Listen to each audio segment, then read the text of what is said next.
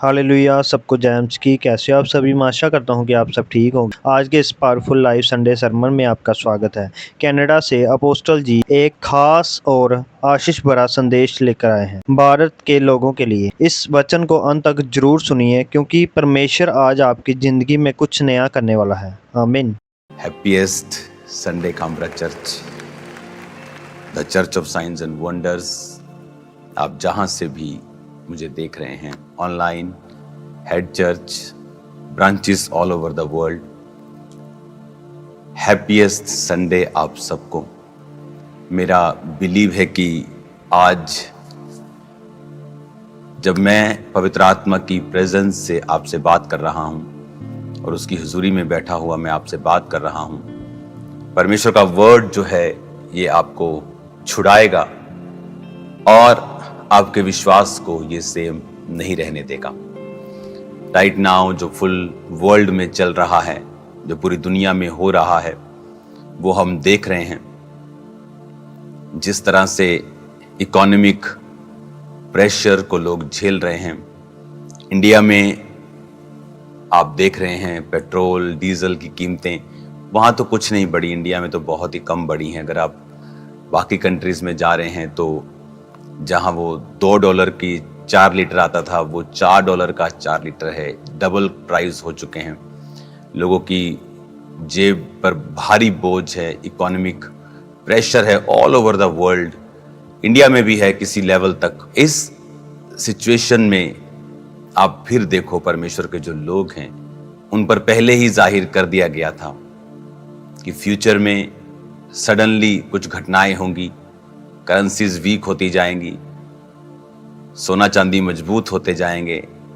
सब चीजें पहले से आपको बता दी गई हैं और अभी ये तो एक प्रतिबिंब, एक छोटा सा उसका एक टेस्ट है जो फ्यूचर में आने वाले समय में होने वाला है। क्योंकि फ्यूचर में मैंने आपको बताया है पहले से ही कि वो घटना जिससे पूरी दुनिया का सारा सेटिंग चेंज हो जाएगा वो एक वॉर ही होगी, और वो वॉर बड़ी होगी और परमाणु युद्ध वाली होगी। थिंग्स चेंज हो जाएंगी, आंख झपकते ही, पलक झपकते ही सब बदल जाएगा और मसीही लोग उस समय देखेंगे कि परमेश्वर उनके संग है। जब उस सिचुएशन में लोग पैनिक में होंगे, डिप्रेशन में चले जाएंगे, सुसाइड्स कर लेंगे, लेकिन आप देखेंगे मसीही लोग किस तरह से परमेश्वर उनके इंतजामों को करता है और उनके लिए किस तरह से बेहतर रास्तों को निकालता है, और यही हमारा परमेश्वर है। आमीन। ये समय यूएसए टूर और कनाडा टूर एक ब्लेस्ड टूर था, एक मार्वलस टूर था। व्हाइट हाउस के जो फेथ डिपार्टमेंट है, वहाँ ऑफिशियल डिपार्टमेंट है व्हाइट हाउस में, उनकी जो हेड हैं एक वाइट लेडी हैं, पास्टर हैं, अनॉइंटेड वुमन ऑफ गॉड हैं। जब मैं यहाँ पर यूएसए में आया तो कम से कम 20 मिनट उनसे बातचीत के दौरान बहुत सी चीज़ें, अगर आप इस प्रोग्राम को देखेंगे जो यहाँ पर हुआ था, तो मेरे को ये मौका नहीं मिला कि मैं लोगों के बीच में जा सकूं, क्योंकि लोगों की एंट्री जो थी वो अलग थी। तो जो स्पेशल गेस्ट थे उनकी एंट्री थोड़ा स्टेज के पास से थी, तो हमें सिर्फ टाइम के टाइम ही जाना था वहाँ और जस्ट अपना स्पिरिचुअल काम करके हमको वापस आना था। तो मैं फुल प्रोग्राम वहाँ नहीं था, जस्ट फ्यू मिनट्स हम वहाँ पे थे। लेकिन जितने भी मिनट हम वहाँ पे थे, हमने एक चीज़ को नोटिस किया कि लोग जैसे गलियों, चौराहों, सड़कों पे खड़े होकर 5-5 के, 10-10 के ग्रुप में बैठकर वो प्रार्थना कर रहे थे। क्योंकि लोगों का एंट्री पॉइंट थोड़ा अलग था, तो हमें ये मालूम नहीं था कि कितने लोग बैठे हैं। तो हमारी एंट्री स्टेज के पास से थी, स्पेशल गेस्ट की जस्ट हमने थोड़ा देर प्रार्थना करके, डिक्लेरेशन करके वापस आना था। लेकिन जितने भी रास्तों से हम गुजरे हैं, तो जहाँ वो मेन जगह जहाँ लोग बैठे थे वो दिखने में कुछ ही हज़ार लग रहे थे, लेकिन उसके आसपास के सारे जितने भी पार्क्स थे, जितने भी ग्रीनरीज थी, भरी हुई थी। चौक जिसे आप बोल देते हो, जिसे आप फुटपाथ्स बोल देते हो, लोग बैठे थे वहाँ पे।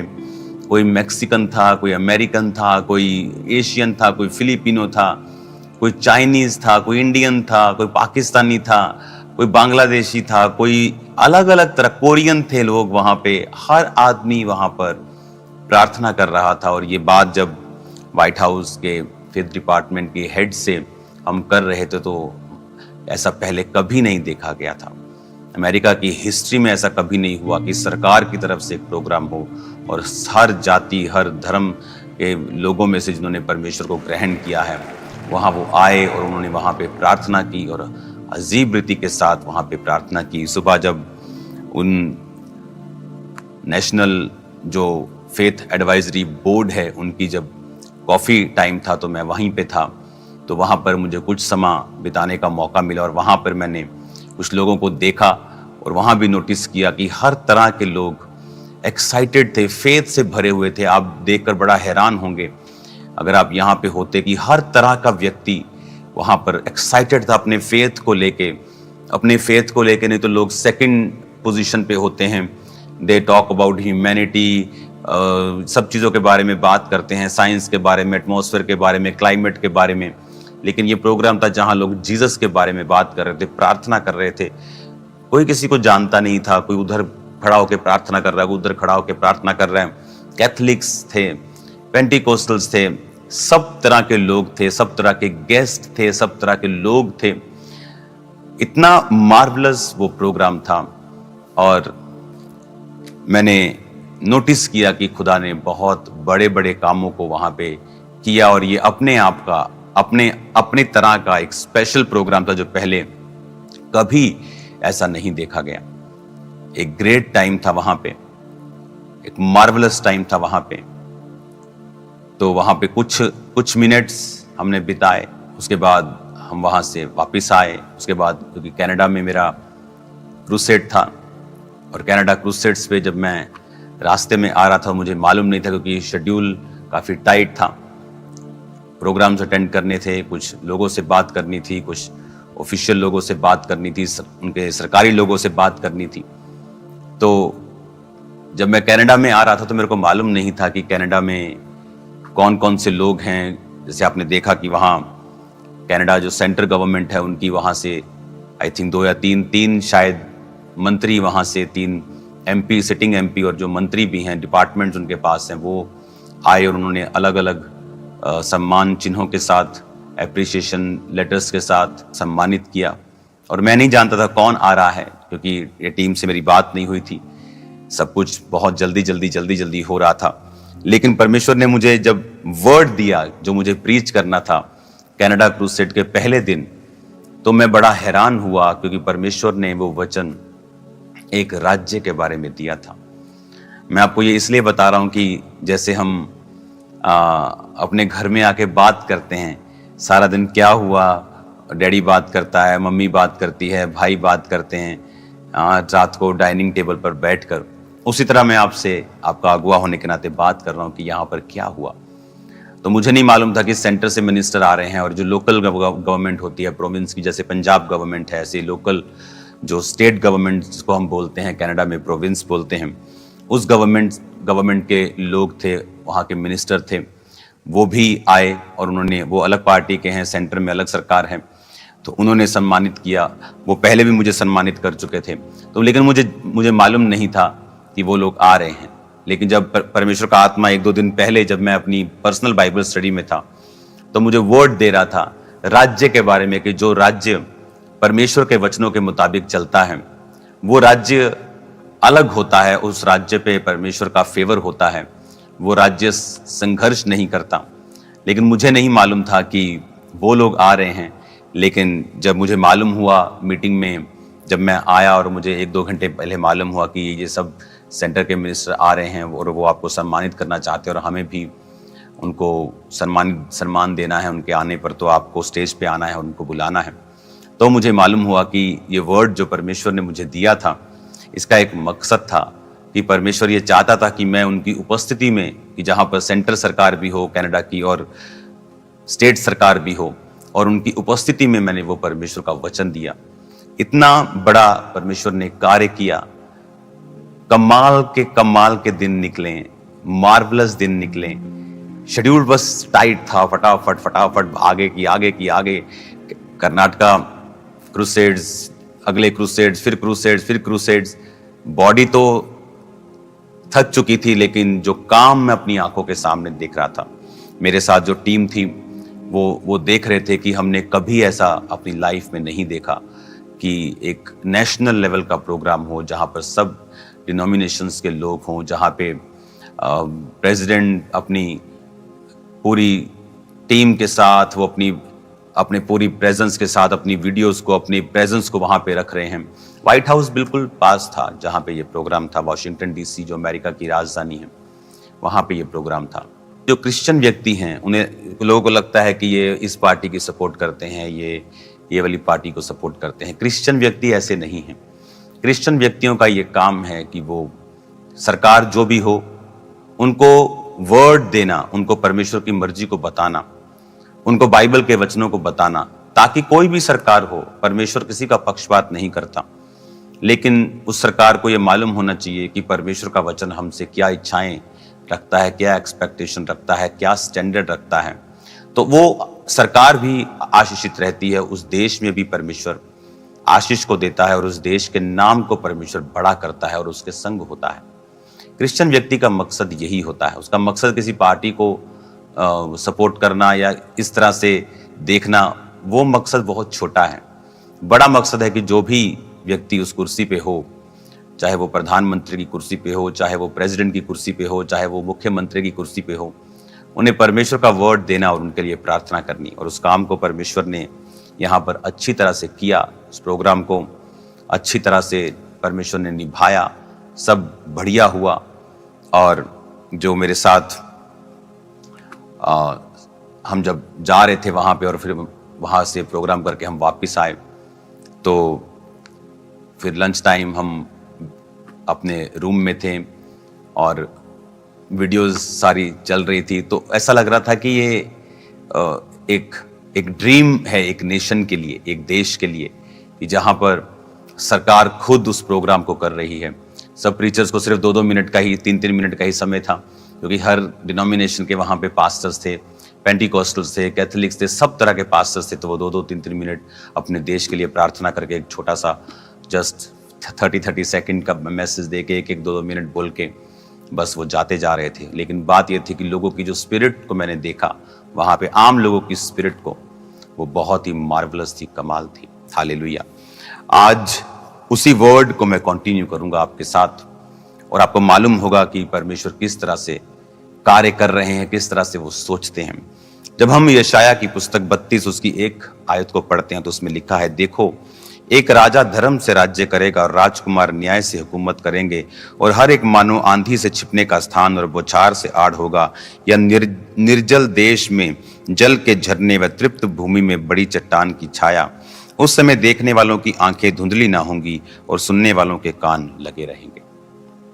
उतावलों के मन ज्ञान की बातें समझेंगे और तुतलाने वालों की जीभ फुर्ती से साफ साफ बोलेगी। मूढ़ फिर उदार ना कहलाएगा और ना कंजूसी दानी कहा जाएगा। हालेलुया। आज इस वर्ड को जब हम पढ़ रहे हैं, उसमें लिखा कि जब एक राजा धर्म से राज्य करेगा और राजकुमार न्याय से हुकूमत करेंगे, तो कहता तब देखने वालों की आंखें धुंधली नहीं होंगी, सुनने वालों के कान लगे रहेंगे, उतावले के मन ज्ञान की बातें समझेंगे। यानी सब कुछ क्लियर होगा, सब कुछ क्लैरिटी में होगा, कुछ भी कंफ्यूजन्स नहीं होगी। आज जब आप लाइफ में लोगों की जिंदगियों में देखते हैं, सब तरफ कंफ्यूजन्स हैं। उनको मालूम नहीं उनकी लाइफ में उनको क्या करना है, कैसे करना है। वो फाइनेंशियल लाइफ में, मैरिड लाइफ में, फैमिली लाइफ में, सेहत में, अपनी हर तरह की जिंदगी में वो कंफ्यूज हैं। लेकिन लिखा जब एक राजा धर्म से राज्य करेगा और राजकुमार न्याय से हुकूमत करेंगे। अभी राज्य क्राइस्ट का है, और जब हम परमेश्वर के राज्य के नीचे आते हैं तो लिखा कोई भी कंफ्यूजन नहीं होगी। मूढ़ उदार नहीं कहलाएगा, ना कंजूस दानी कहलाएगा। अगर आप देखें इंटरनेट के ऊपर आज जो बुरे लोग हैं, जो अपने आप को, जो रॉन्ग लोग हैं, जो बोलने में गलत हैं, जो लोग साफ बोलते हैं कि वो मॉरली फेल हो चुके हैं, लेकिन फिर भी लोग उनको फॉलो करते हैं इंटरनेट के ऊपर, क्योंकि उनको वो अपने आइडल लगने लगे हैं। क्यों? क्योंकि लोग नहीं जानते कि एक्चुअल में कौन हमारा हीरो है। जैसे कोविड से थे सुपरमैन, लेकिन कोविड के बाद दुनिया की आंखें खुली हैं। वो इल्यूजन में जो जी रहे थे, उनको समझ आया कि परमेश्वर के अलावा और कोई हीरो नहीं है। इस समय कोई बचाने नहीं आ रहा, ये पिक्चर्स में ही बचाने आते हैं, सिर्फ ये मूवी में ही बचाते हैं, लेकिन रियल में नहीं बचाते। रियल में वो भी इंटरनेट पे आके यही कहते हैं, घर में रहिए, सुरक्षित रहिए, वैक्सीन लगाते रहिए। तो उन्हें समझ आया कि परमेश्वर ही हमारा हीरो है, वो ही हमें सेव करता है। हालेलुया। तो उसने कहा, जब हम एक ऐसे किंगडम के नीचे होंगे, जब हम यीशु मसीह को अपना उद्धारकर्ता ग्रहण करेंगे, फिर कहता तुम्हारी लाइफ में कंफ्यूजन्स नहीं होंगी। तुम मूड को उद्धार नहीं कहोगे, उदार नहीं कहोगे, अच्छा नहीं कहोगे, कंजूस को दानी नहीं कहोगे। यानी तुम्हारी आंखों के सामने सब कुछ क्लियर होगा। हालेलुया। जब हम स्टेज की ओर जा रहे थे अमेरिका में प्रोग्राम, तो जो मेरे साथ परमेश्वर के दास थे अपोस्टल माल्डोनाल्डो, जब मैं उनके साथ जा रहा था स्टेज की ओर, तो वो हम सब बात कर रहे थे कि ऐसा हमने पहले कभी नहीं देखा। तो जस्ट हमने स्टेज की ओर से एंट्री ली, हमने 2-3 मिनट वहां पे उन्होंने प्रीच किया, प्रेयर किया। वापिस जब हम रूम में खाना खा रहे थे, तो प्रेसिडेंट की उस मैसेज को हम सुन रहे थे, तो ऐसा लग रहा था कि जैसे कोई सपना हो, क्योंकि वो माहौल जो मैंने यहां देखा है वो बहुत ही मार्वलस था। कहते ना, जो प्रकाशित वाक्य में कि हर एक जाति, एक बड़ी भीड़, हर एक जाति में से, हर एक धर्म के व्यक्तियों में से जो परमेश्वर के मेमने के सामने है, वो वाला फील यहां पे एक छोटे लेवल का आ रहा था, कि जहां पे हर एक जाति प्रार्थना में है और सब ये बात कह रहे थे कि हमने पहले ऐसा नहीं देखा है जो हो रहा है। हालेलुया। सब तरह के पास्टर्स अपना अपना मैसेज दे रहे थे। कोई फेथ पे मैसेज दे रहा था, कोई सुपरनैचुरल हीलिंग डिलीवरेंस पे मैसेज दे रहा था, कोई साल्वेशन पर दे रहा था, कोई हिस्टोरिकली चीजों के ऊपर इंटेलेक्चुअली क्राइस्ट के बारे में बात कर रहा था। तो मालूम हो रहा था कि हाँ, ये एक पेंटिकॉस्टल मूवमेंट का ही प्रोग्राम नहीं है, क्योंकि फेथ हाउस के जो हेड हैं पास्टर पॉला वाइट, वो पेंटिकॉस्टल जैसे हमारे जैसे मिनिस्ट्रीज होती हैं, उनकी वो उस तरह की मिनिस्ट्री, एक रियल मिनिस्ट्री को चलाती है। लेकिन वो व्हाइट हाउस में फेथ डिपार्टमेंट की हेड भी है। जब बहुत लंबी बातचीत के दौरान वो भी यही कह रही थी कि God is doing wonderful things, great things. जो हो रहा है पैसा पहले कभी नहीं हुआ। ऐसी बहुत सी चीजें जो आपसे बोली नहीं जा सकती हैं ऑनलाइन, जो विटनेस की जा सकती हैं, या मुझे पता है या कुछ ही लोगों को पता है, वो मार्वलस है। हमें प्रार्थना करनी है। आमीन। जब क्राइस्ट आपकी लाइफ में आते हैं तो सब कुछ क्लियर होता है। आप कंफ्यूज नहीं होते, क्या करना है क्या नहीं करना है, सब कुछ क्लियर होता है, सब कुछ साफ होता है। क्या हमें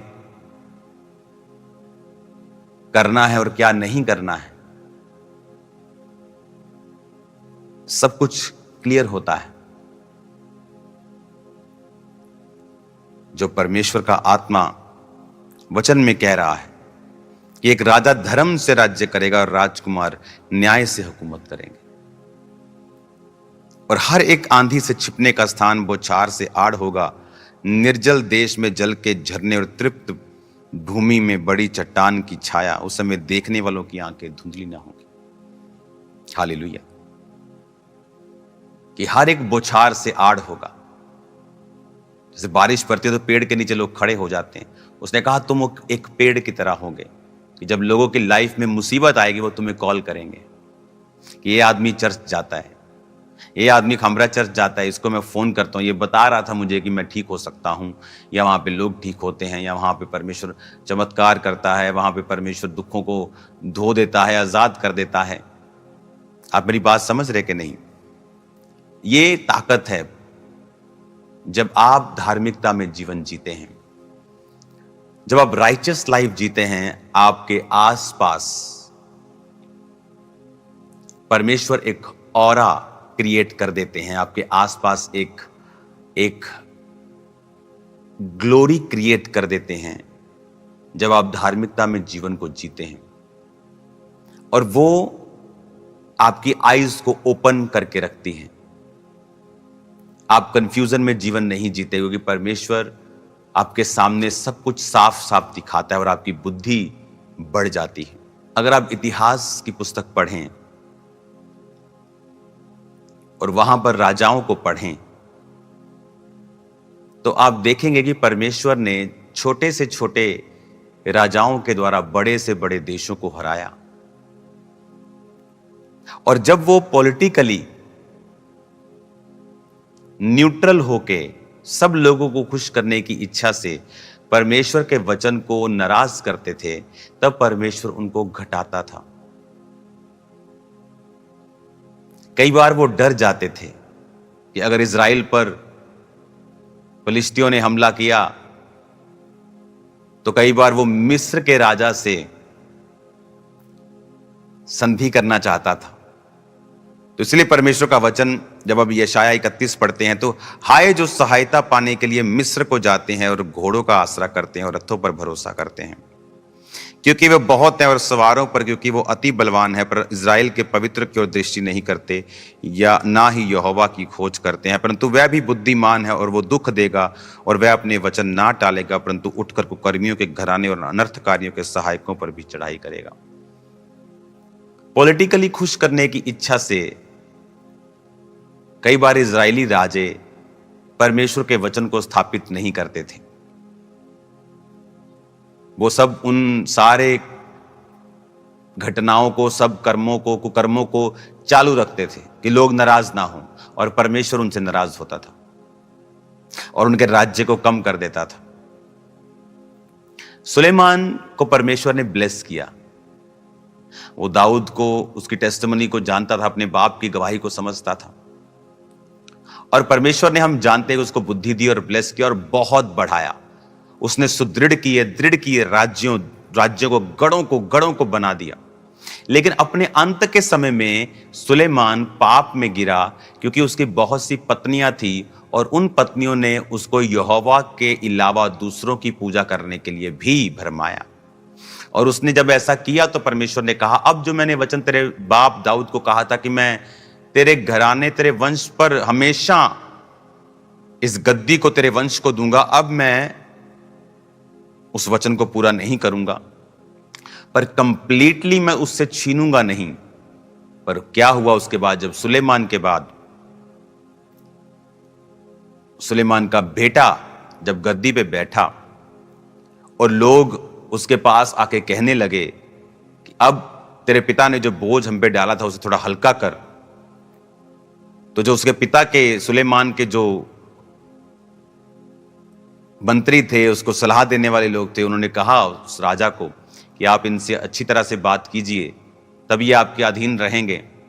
लेकिन जब उसने उनको 3 दिन के बाद बुलाया कि आप दोबारा आओ मेरे पास, मैं आपको बताऊंगा मुझे क्या करना है, लेकिन उसने जो सब सलाह मानी तो उनकी मानी जो उसके अपने संगी साथी थे, जवान लोग थे, और उसने कहा कि मेरी छिंगुलियां पिता से भी मोटी हैं, यानी मैं जितना बोझ मेरे पिता ने डाला था उससे ज्यादा डालूंगा। अगर वो कोड़ों से ताड़ ना देता तो मैं बिच्छुओं से दूंगा। तो इस वजह से इजराइल का घराना जो था वो सुलेमान के घराने से टूटकर अलग हो गया और सुलेमान का घराना सिर्फ यहूदा के ऊपर राज्य करने लगा। यानी अगर 12 गोत्र हैं तो समझ लीजिए आपकी 80-90% लोग चले गए और 10% से लोग रह गए वहां पे, जिन पर वो राज्य करने लगा। उसके राज्य को परमेश्वर ने कम कर दिया। रीजन, परमेश्वर ने कहा तू धार्मिकता के द्वारा राज्य करेगा, धार्मिकता के द्वारा ही तू स्थिर रहेगा। और कोई इतनी बड़ी बात नहीं थी, लेकिन जब आप परमेश्वर से वफादार नहीं होते हैं, स्मॉल इंसिडेंट आपकी लाइफ को कम कर देते हैं। कुछ छोटी घटनाएं ही, स्मॉल इंसिडेंट, बड़े नहीं, लेकिन वो ऑल डिजाइंड होते हैं खुदा के द्वारा। आप उसके आगे अगर पढ़ेंगे, आप दूसरा इतिहास की पुस्तक पढ़िए, उसके 9 बाब से सारी पुस्तक सारी पढ़िए, आपको इन राजाओं के बारे में जिक्र आपको मिलेगा कि जब जब ये राजा लोगों को खुश करने के चक्कर से परमेश्वर के वचन को अपने राज्य में स्थापित नहीं करते थे, परमेश्वर नाराज होता था। और परमेश्वर यह चाहता था कि हर वक्त वो परमेश्वर के ऊपर भरोसा रखें। जब राजा यहोशापात के ऊपर चढ़ाई हुई तो उसने लिखा, उपवास का प्रचार करवाया। यह प्रचार नहीं किया कि सबके पास, जिनके पास तलवारें हैं उन्हें ले आओ। कहता उपवास करो, यहोवा को ढूंढो। जब वो लड़ने के लिए जा रहे थे तो लड़ाई की टीम के आगे वर्शिप टीम थी जो वर्शिप कर रही थी। है कि नहीं मूर्खता ही लोगों के हिसाब से। लेकिन जब वो वर्शिप करते करते जा रहे थे तो परमेश्वर ने एनिमी के अंदर एक दूसरे के प्रति नफरत पैदा कर दी। वो आपस में एक दूसरे को मार के लड़ने लगे और एक दूसरे को मार दिया, आपस में मर गए वो। और जब यहोशापात वहां पहुंचा तो सिर्फ लूट लेने के लिए कि वो मर गए थे, उनके धन को लूटा, और इतना लूटा कि दिन लग गए 3 लूटते लूटते। इतनी बरकत परमेश्वर ने उसे दी क्योंकि वो आत्मिक रीति के संग चला। और जब ये राजा मुसीबत में होते थे और परमेश्वर पे ध्यान हटाकर मिस्र के राजा को बोलता कि आ हमारी सहायता कर, तो तब भी परमेश्वर नाराज होता था। पूरी बाइबल में आप पढ़ेंगे कि हमें हमारा भरोसा परमेश्वर के ऊपर होना चाहिए। यह वचन जब लिखा गया था यीशु मसीह के जन्म के 730 साल के पहले, अप्रॉक्सीमेट 730 से 732 साल के बीच में यह वर्ड लिखा गया था। तब यशायाह को कैसे मालूम था कि यीशु मसीह आएंगे, कि राजा धर्म से राज्य करेगा और राजकुमार न्याय से हुकूमत करेंगे। हमारे बारे में लिखा है, राजकुमार आप और मैं हैं, राजा हमारा परमेश्वर है। हालेलुया। आज जब हम धार्मिकता में जीते हैं, बाइबल कहती जब इजरायली राजा धार्मिकता में जीते थे तो उनके प्रति आसपास के लोगों के मन में परमेश्वर उनके प्रति डर को बिठा के रखता था। वो कोई बहुत बड़े बड़े योद्धा नहीं थे। बाइबल कहती वो कमजोरों को चुनता है, तुच्छों को चुनता है। लेकिन सब लोगों के दिलों में डर होता था। और जब वो डर खत्म हो जाता था, क्योंकि ये इजरायली लोग परमेश्वर को पॉलिटिकली साउंड रहने की वजह से, पॉलिटिकली करेक्ट होने की वजह से प्रभु को खुश नहीं कर पाते थे, तो वो लोग इन पर चढ़ाई करके इन पर कब्जा करते थे। और परमेश्वर ने बताता था कि मैं ही हूं जो सबके मनों को कंट्रोल करता हूं, मैं ही हूं जो सब चीजों को कंट्रोल करता हूं। तुम्हें मुझे खुश करना है, लोगों को खुश करने की इच्छा तुमको नहीं रखनी है। हालेलुया। आज आपको ये बातें समझनी है कि परमेश्वर किस तरह से कार्य करता है। वो चाहता है कि हम धार्मिकता में जीवन बिताएं, और फिर वो एक एटमॉस्फेयर क्रिएट करता है आपके घरों में, आपके फाइनेंशियल लाइफ में, आपकी फैमिली लाइफ में, और वो शैतान को रोकता है। वो नुकसान करने वालों के दिलों में बैठ जाता है और वो आपका नुकसान नहीं कर पाते हैं। और जब हम इन राजाओं की और इतिहास की पुस्तकों को पुराने नियम में पढ़ते हैं, हमें क्लियरली समझ आता है कि एवरीथिंग, सब कुछ खुदा के बारे में है, सब कुछ खुदा के साथ जुड़ा हुआ है। एवरीथिंग, सब कुछ। और हमें परमेश्वर के साथ वफादार रहना है, फेथफुल रहना है। और जब हम परमेश्वर के साथ फेथफुल हैं, लाइफ की कंफ्यूजन्स क्लियर हो जाएंगे, रास्ता साफ हो जाएगा, आप आगे बढ़ पाएंगे, सब कुछ साफ होगा। कंजूसदानी नहीं कहलाएगा, मूड उदार नहीं कहलाएगा, आपको सब पता होगा। आज बहुत से इंटरनेट पे आपको पुराने लोग जो मर गए हैं, और वो लोग, बहुत से लोगों के आपको बेकार से बातें मिलती हैं, वो बेकार की बातें करते हैं और लोगों को वो बातें बड़ी रोशनी की लगती हैं, क्योंकि वो अंधेरे में है। वो मूड को उदार कहेंगे, मूड के लिए वाह वाह वाह करेंगे, क्या प्रवचन दिया जी, क्या प्रवचन दिया जी, कि व्यभिचार करो, क्यों रोकते हो मनों को। लोग बोलेंगे वाह वाह क्या बात है जी, क्या वचन दिया जी। आपको मिल जाएंगे इंटरनेट पर। वो लोग अंधेरे में, इसलिए मूड को उदार कहते हैं। देखा, कंजूस दानी नहीं कहलाएगा, लेकिन आपको पता होगा ये सब बेकार है। बाइबल जो कहती है पवित्र बंधु की तरफ बुलाने वाला पवित्र है, आपको मालूम होगा। इसलिए जब आप धार्मिकता में जीवन जिएंगे और परमेश्वर में जीवन जिएंगे, आपके आसपास के वातावरण को भी परमेश्वर कंट्रोल में रखता है, वो सिस्टम को कंट्रोल में रखता है, वो चीजों को कंट्रोल में रखता है, लोगों के मनों को कंट्रोल में रखता है, फाइनेंस को कंट्रोल में रखता है। आने वाले दिनों में कौन बचेगा? जो परमेश्वर में होगा वही बचेगा। हालेलुया। इस वचन को जो मैंने आपको बताया है, इसे फॉलो करते हुए धार्मिकता में जीवन जिए, मसीह में जीवन जिए, समाज को खुश करने की इच्छा से, रिश्तेदारों की खुश करने की इच्छा से, लोगों को खुश करने की इच्छा से परमेश्वर को नाराज ना करें। आज कोई व्यक्ति आपसे कहता है नहीं नहीं तुम मुझसे शादी कर, मैं तेरे को चर्च जाने से नहीं रोकूंगा। बोलते हैं हाँ हाँ हाँ, उसने कहा है कि वो नहीं रोकेगा, वो क्रिश्चियन नहीं, लेकिन मेरे को नहीं रोकेगा। तुम एक आदमी की बात पे यकीन कर रहे हो। श्रापित है जो मनुष्य पे भरोसा रखे। कल वही आदमी मुकर जाएगा और तुम बोले तुमने कहा था, लेकिन अब तुम जाने नहीं दे रहे हो। अब तुम वो मैरिज को खत्म नहीं कर सकते हो, क्योंकि एक बार मैरिज होगी तो डाइवोर्स से परमेश्वर नफरत करता है। लेकिन वो फाइट तुमने खुद ही मोल ली है, वो तुमने खुद ही मोल ली है। हालेलुया।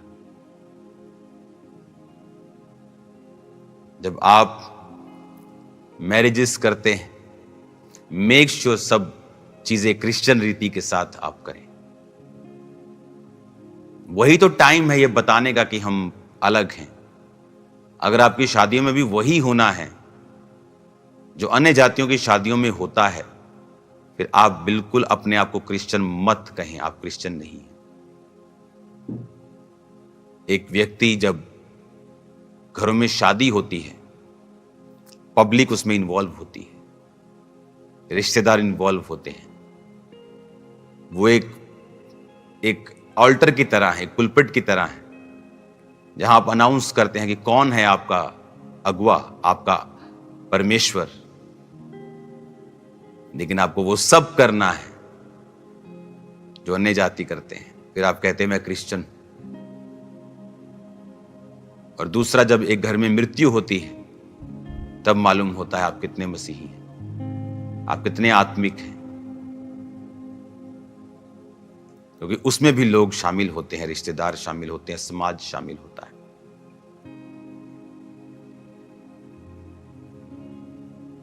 अगर आप उस समय स्टैंड नहीं ले सकते हैं, देन आप कुछ भी कर लें, आप फेल हो चुके हैं उस चीज में। उसने कहा तू लोगों के बीच में मेरा इकरार करेगा, मैं तेरा इकरार करूंगा। अमेरिका का प्रोग्राम क्या था? पब्लिकली रीडेडिकेट करना, पब्लिकली आना और रीडेडिकेट करना अपने देश को, खुले में, हजारों लोगों के बीच में, लाइव लाखों लोगों के बीच में, सरकारों के बीच में। हालेलुया।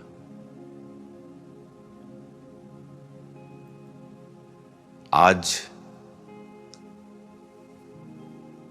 ये मैसेज मेरा बिलीव है आप लोग समझेंगे और परमेश्वर के वचन को अपने जीवन में प्रथम स्थान देते हुए आप चलेंगे।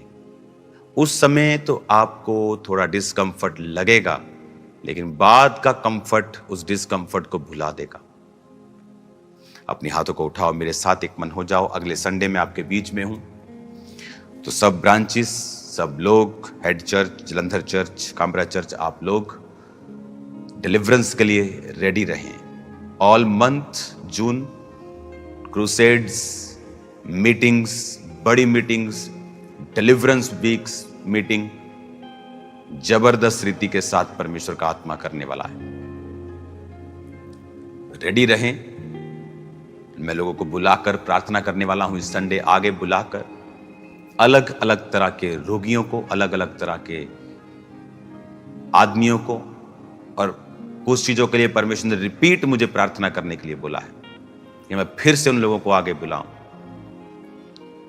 तो रेडी रहें, तैयार रहें, फास्टिंग में रहें, प्रार्थना में रहें। वो बड़े कार्यों को करने के लिए जा रहा है।